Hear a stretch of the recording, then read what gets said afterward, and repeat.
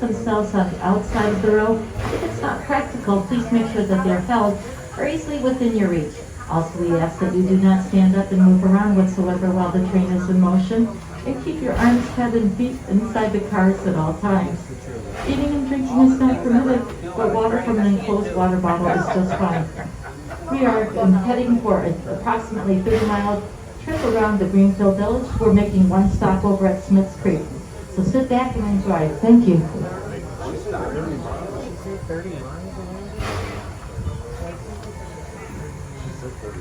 I know it. I think it's 30 miles. I guess maybe it is. I don't know. 30 miles, buddy. That's how far it is. Is there more than one? Straight away up 30 miles. You can stay there. They weren't going that fast. It's taking an hour to get back around. We'll say goodbye to Pat and Hans, our station masters, and we appreciate our cleaning crew, all helping to make this an enjoyable, safe ride for you on the train.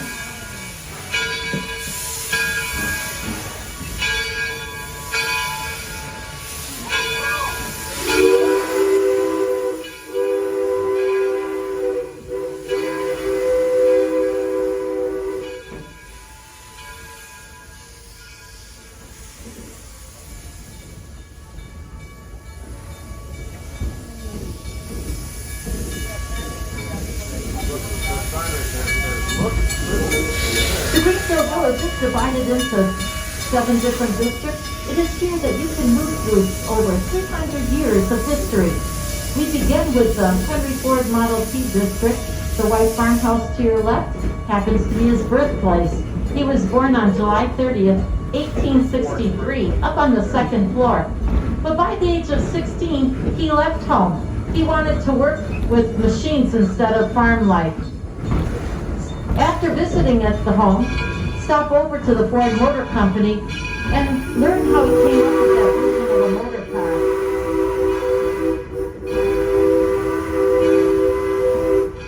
It changed the world of transportation forever. That would be the Model T back in 1908. From 1908 until 1927, over 15 million cars, Model Ts, were produced. And now we come into our commercial district called Main Street. Here you can visit the home of the Wright brothers and the Wright Brothers Cycle Shop. We call that the birthplace of aviation. Across the street, visit Mrs. Cohen and her millinery shop and see what kind of hats they're making for spring and summer. Down the street we have the Heinz factory, and then we have the Herschel Spillman Carousel. It was built in 1913. Do make sure you put that in your plan to take a ride. And over at the Frozen Custard Shop today at 11 o'clock, they're featuring a special ice cream, strawberry, banana, and all the other favorites as well.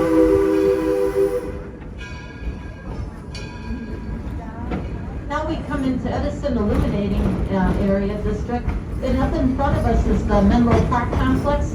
This gray building up on the 2nd floor happens to be the invention factory where Thomas Edison and his crew worked on making many inventions: incandescent light bulb, the photograph, improving on the telephone and telegraph.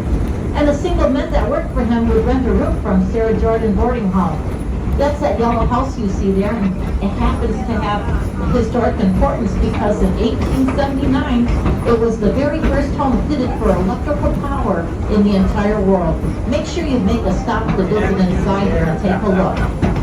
When he was wintering in Fort Myers, he would continue working in his laboratory.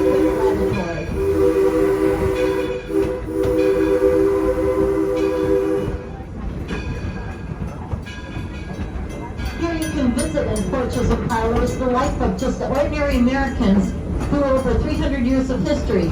See how people did live back in the day. Visit the home of Noah Webster. He's the person who came up with that American Dictionary of the English Language back in 1828. How about Robert Frost's home? You can visit that as well. And just up ahead is the Susquehanna Plantation. Built in Tidewater, Maryland in 1854. You can visit and see how slaves that worked the plantation endured during this time. pre-Civil War. And just next to that is the Clinton family home. Built in the early 1700s, it happens to be the oldest American home that we have here at Greenfield Village. It's a single family room, and Mr. and Mrs. Clinton raised 7 children in that house. Do go inside and be inspired how 9 people could have lived there. We have the Paris window that's built in 1650, a gift to Henry Ford. It's the oldest windmill in the United States. And then lastly, we have the Daggett family farmhouse, built in 1754. I see that the Daggets are outside working on their garden. Do learn some gardening tips from about raised gardening. They're planting mostly root vegetables. Learn from Mr. Daggett, who built that house.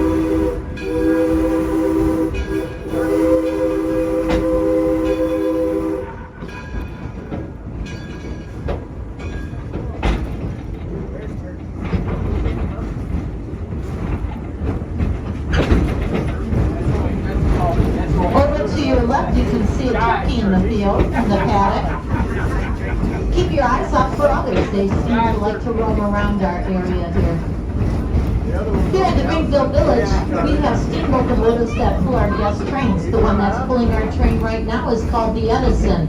It was built sometime in the 1870s, but after going through a complete refurbishment, by 1934 it was completed and Henry Ford named it the Edison after his dear friend Thomas Edison. We also have the Baldwin number 7, built in 1897, and the Torch Lake, 1873. That happens to be the oldest running steam locomotive in the country.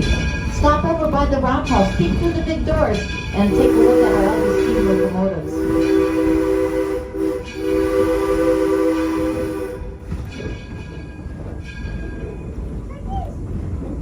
We are now coming into our wildlife preserve. Please just sit back and enjoy some of the sights and sounds of the steam locomotive as it goes through blowdowns out in this area. And also keep your eyes open for some wildlife, just like what we saw, the wild turkeys. Over in the river you might see some blue heron and egrets, so keep your eyes open.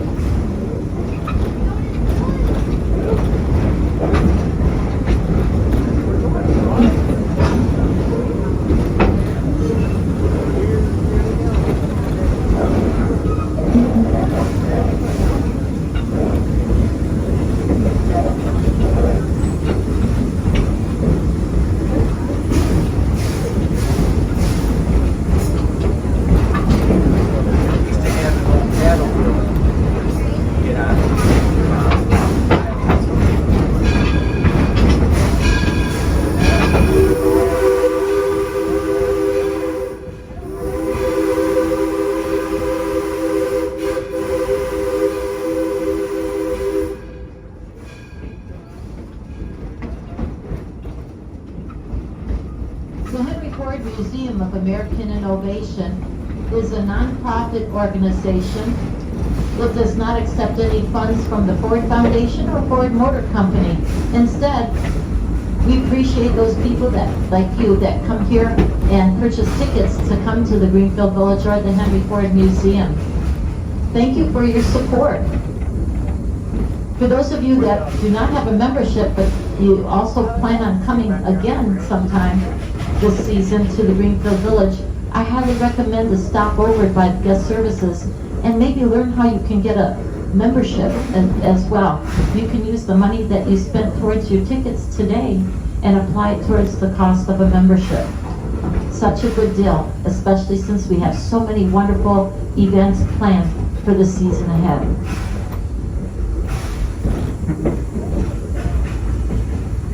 Yeah, that will be. They actually have this working function here. You can get in by a locker. Oh, really?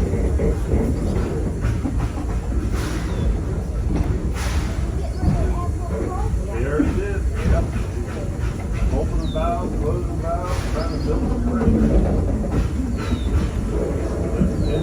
We come into our Walnuts Grove area. It was silence. Please remain seated. Please do not move around while the train is in motion. Appreciate that. Your safety is first.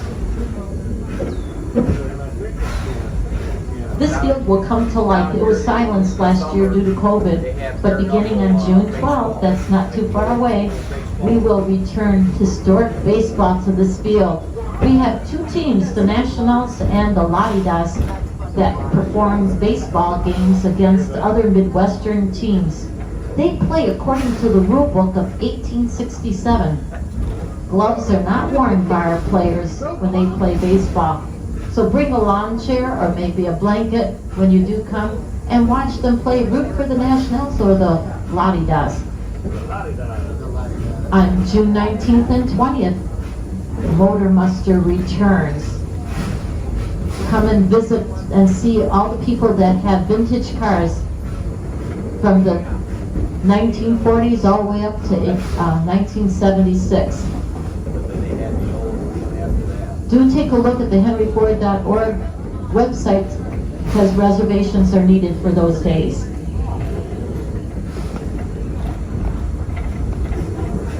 Just up ahead is the Henry Ford Academy High School that was built in 1997. The school specializes in the STEAM program, science, technology, engineering, art, and math. The students were learning remotely for the longest time, and now they're back in the classrooms, and we're so happy for them. Henry Ford believed that learning to do is by doing, and the students get a chance to go into the village and into the museum to see firsthand what they were studying in the classroom.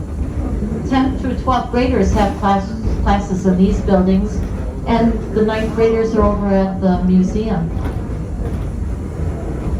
In the vintage railroad cars, those are reserved for our privileged seniors. To be a student here at the Henry Ford Academy High School, one must live in Wayne County, Michigan. That is the luck of a draw that your application gets pulled so you can attend high school here for 4 years tuition free.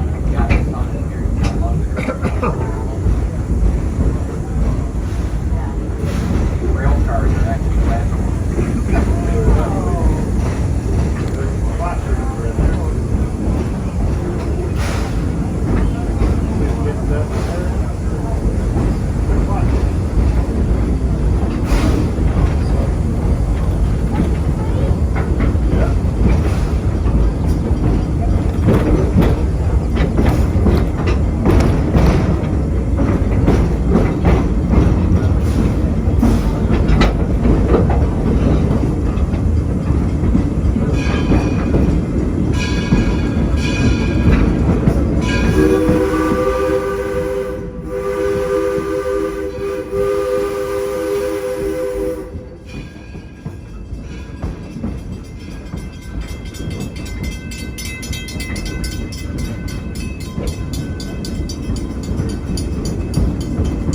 Looking over to the left and up the hill, you'll see the backside of Main Street District. The chapel that you see up there is the chapel Henry Ford built in honor of his mother-in-law Martha Bryant and his mother Mary Ford. Next to that is the Scott Settlement Elementary School where young Henry Ford attended his early years. And then we have the Logan County Courthouse that was built in 1840 from Pottsville, Illinois. JR General Store is also here in this area. All these structures were here when Henry Ford dedicated the museum back in October 21st, 1929. In front of us is the Taste of History restaurant. When you're looking for something to eat, snacks or beverages are being served up until 11 o'clock, and after that, they will have some hot meals from 11 till 3, and then resuming back with snacks and beverages after that until 5. Here you can experience some wonderful food from some of our farmhouses here at the Greenfield Village. Next to that is the Eagle Tavern Restaurant. It just opened its doors on May 20th to our public, and we are so glad to have them back because they were silenced as well last year. Here you can enjoy a historic meal from the 1850s. Our wait staff and servers will be dressed in that time period, and they will hand you a menu with food selections from that time era. A wonderful experience to be had. Now we're coming into the Smith Creek Station. Please remain seated. The engineer is going to set a brake and give us the sound of a single whistle, letting us know that it is safe to come off the train. You exit to the left side on this station. And if you are getting off, I encourage you to take a ride on Herschel's Gilman Carousel today, or maybe take a walk over to the roundhouse and peek into the doors and take a look at our other steam locomotives that we have here. We'll say hello to Ginger and Lou, our station masters, and also Jim, our conductor. He'll be taking over for me.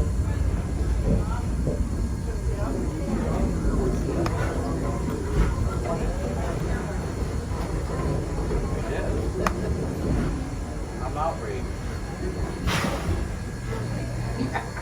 My feelings outraged.